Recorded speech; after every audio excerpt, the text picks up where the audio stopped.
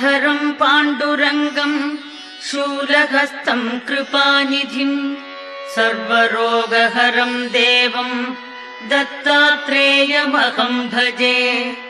जगदुत्पत्तिकर्त्रे च स्थितिसंहारहेतवे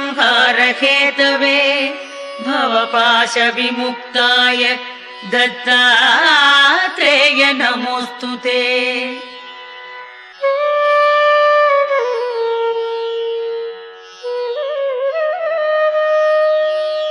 जराजन्म विनाशाय देहशुद्धिकराय च दिगंबर दयामूर्ते दत्तात्रेय नमोऽस्तु ते।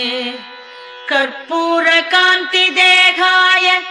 ब्रह्ममूर्तिधराय च वेदशास्त्रपरिज्ञाय दत्तात्रेय नमोऽस्तु ते।